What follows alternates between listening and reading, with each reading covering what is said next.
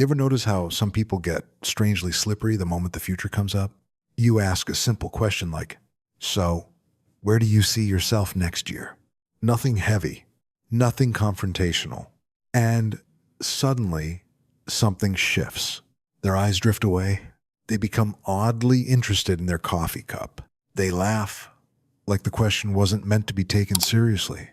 Or they shrug and say something vague like, we'll see.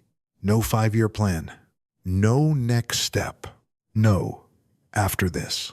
Just a conversational smoke bomb and a quiet change of subject.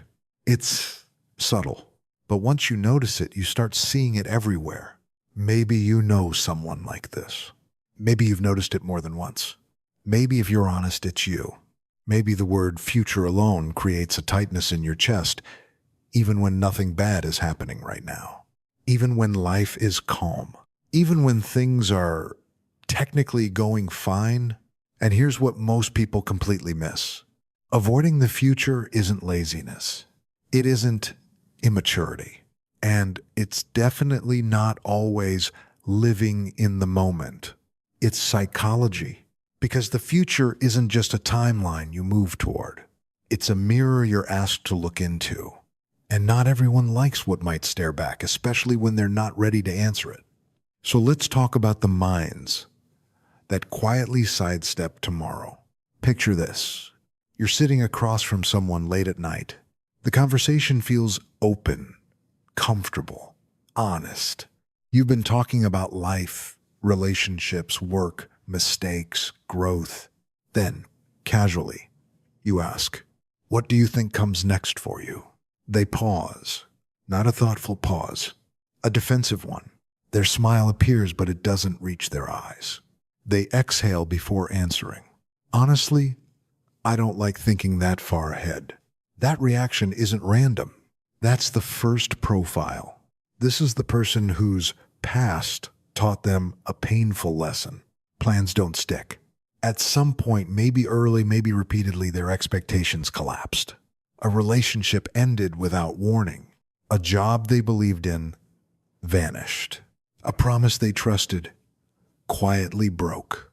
Something they counted on didn't just fail, it disappeared.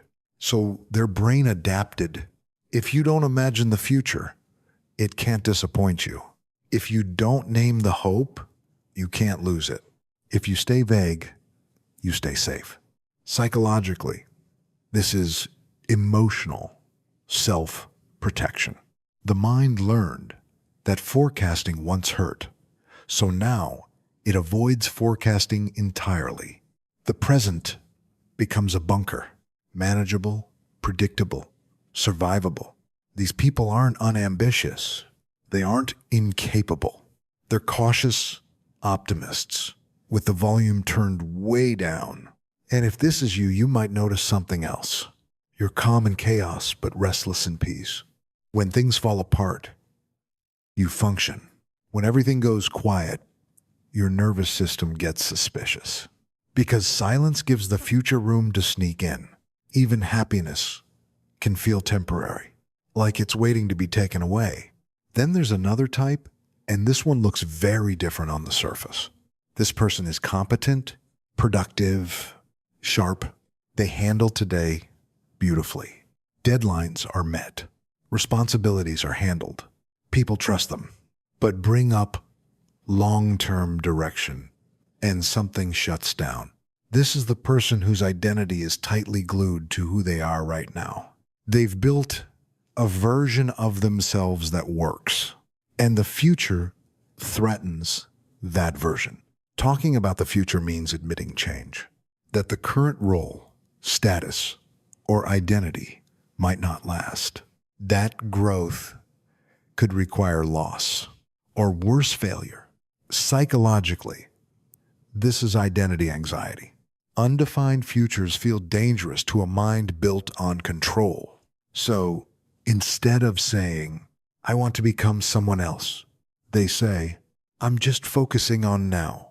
Instead of transformation, they choose optimization. Better habits, better routines, same self. If this hits close to home, notice how words like reinvention or starting over make you uncomfortable. Not because you can't change, but because letting go of who you are today feels riskier than staying stuck. Then there's a quieter profile. This person avoids the future softly. They don't dodge the question. They don't joke it away. They listen when others talk about plans. They nod. They ask thoughtful questions. But when it's their turn, the answers shrink. Nothing special. I'm open wherever life takes me. Often, this is someone who learned early that wanting loudly wasn't safe. Maybe they were interrupted often. Maybe they were praised for being flexible, not decisive. Maybe expressing desire created tension or guilt. So the psyche learned a rule. Wanting is risky. The future becomes something you don't claim. You wait for it. You adapt to it. You stay agreeable. Psychologically, this is learned passivity, not helplessness, but emotional non-assertion. If this is you, you might notice something painful. You're excellent at supporting other people's dreams and strangely blank when asked about your own. Like imagining a future with your name on it feels unfamiliar. Then there's the type people mistake for being relaxed. They avoid the future because they already live too far ahead. Their mind runs worst-case scenarios constantly. If they imagine the future, it spirals. So they don't talk about it out loud. They say things like, I don't like overthinking, or I just go with the flow. But silence is regulation. Talking about the future makes the anxiety louder, more vivid, more real. If this resonates, you might feel relief when plans get canceled. Not because you didn't care, but because imagining them was exhausting. And finally, the twist. Some people avoid the future not out of fear but resistance. They don't want to be defined.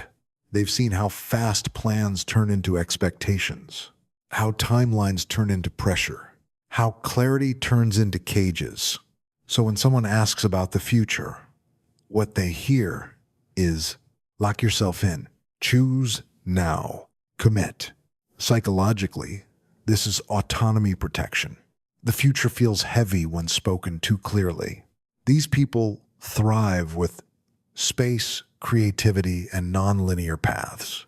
Pressure shuts them down faster than uncertainty ever could. So what does all this mean? When someone avoids talking about the future, they're not empty. They're not shallow. They're not broken. They're responding to something. A memory, a fear, a need for safety, a need for freedom. The future isn't just time, it's emotion. So ask yourself, when you avoid the future, what are you protecting? Hope? Identity? Peace? Freedom? And when someone else avoids it, what might they be quietly carrying? Sit with that, because understanding the future often starts with understanding why we won't talk about it. If you enjoyed this video, don't forget to like and subscribe. Subscribe to the channel for more videos like this. Hit the like button if this helped you.